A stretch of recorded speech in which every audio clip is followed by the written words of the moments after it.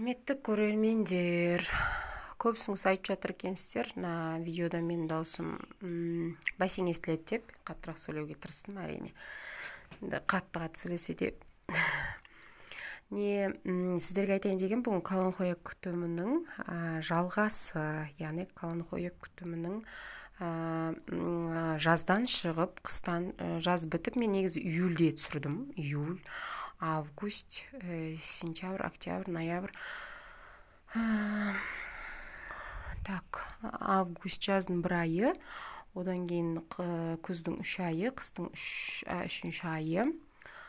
Сонда 6 ай, сіздерге 7 айдан кейін гүлдің состояниесі көрсетіп тұрмын.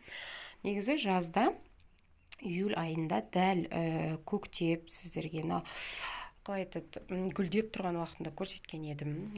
Горшогында сіздерге арнайы 2 горшокты бөліп көрсеткен едім. Екінші горшоктегі Қаланхоям шыны керек өздігінен.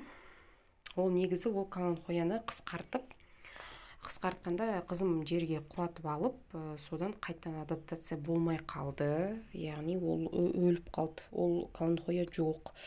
Түбінен шіріп, кәдімгідей жоқ болып кетті. Енді мен қазір сіздерге көрсететінім қыстың соңғы айы, міне, мына жақта осындай үлкен бүршіктер, түбінен шығып жатқан. Сосын мына жерде мынандай тамырлап кеткен Қаланхоя.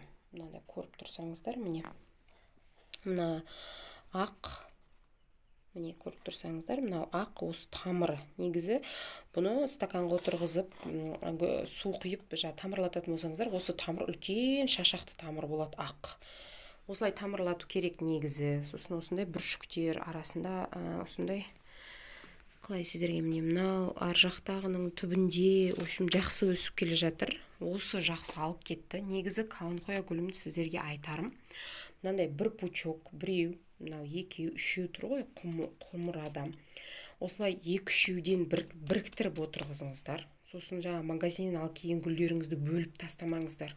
Себебі бөліп тастайтын болсаңыздар, магазиннен алып келген кезде осы 3 бұтақ болса, мысалы үлкен-үлкен, кіші қылып алып келсеңіздер де, бір-бірінен ажырағаннан кейін бұлар адаптация жасай алмай қалады. Сосын сіздерге айтарым, Қаланхоя гүлінің отырғызған кезде көктемде отырғызыңыздар. Негізі қандай гүл болмасын, көктемде отырғызған ыңғайлы. Көктемнің ең алғашқы айлары, яғни болды уже қар еріп, күн ары қарай жылынады деген сенім адамда уже ары қарай болады ғой погодан.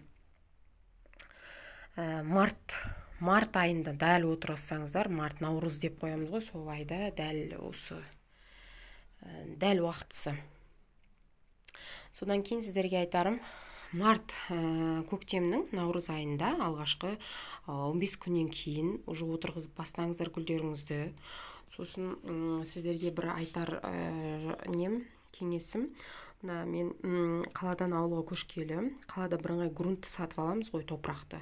Ауылда, былай айтқанда, кімде мал ұстайды, ауылдық жерлердің топырағы көң деген болады да, өте тыңайтқыш, яғни оны магазинде сатады ғой негізі.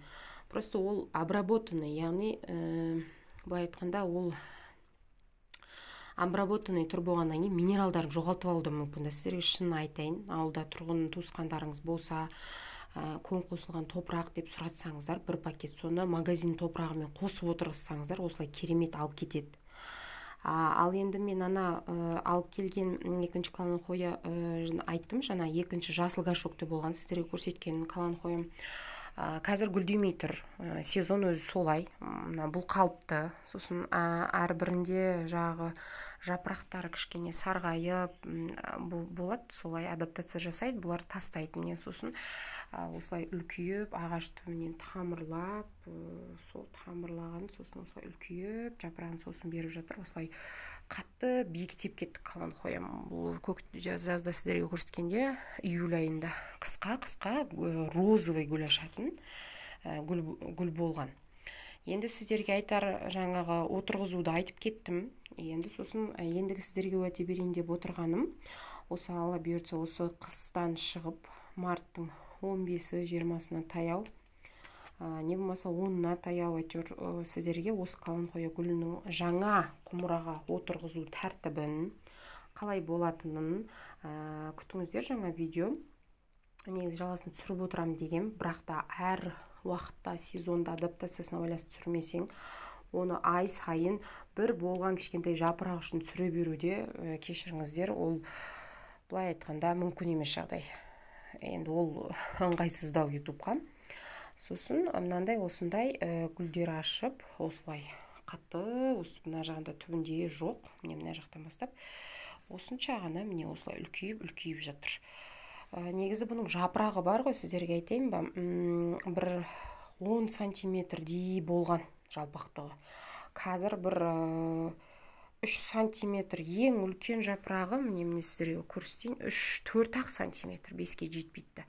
Осы бұл мынау бірінші отырғызғаным, магазиннен келгеннен үшеуін біріктіріп, ажыратпай осылай отырғыздым.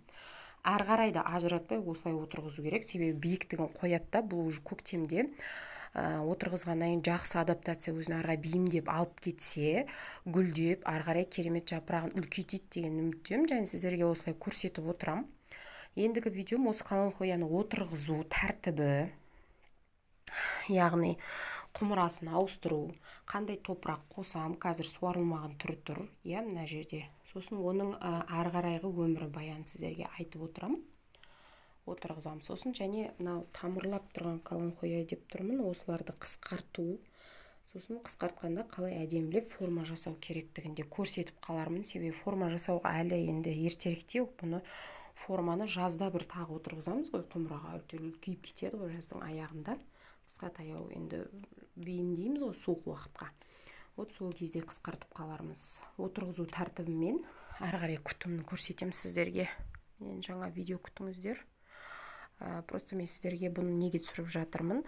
Осы қыстан осылай шықтық. Міне биіктігін көрсетем сіздерге. Қыстан осылай шығып жатырмыз. Уже почти көктем, уже бүгін 18-20 болып қалды. Содан кейін сіздерге осылай көрсетіп жатырмын. Екінші каланхоям жоқ. Неге деп видеодан сұрамай қойсаңыздар да болады, себебі ол бейімделе алмай ары қарай. Ол горшок дұрыс болмады. Оның себебін ары қарай тағы да айта жатармын сіздерге бөлек бір видеода.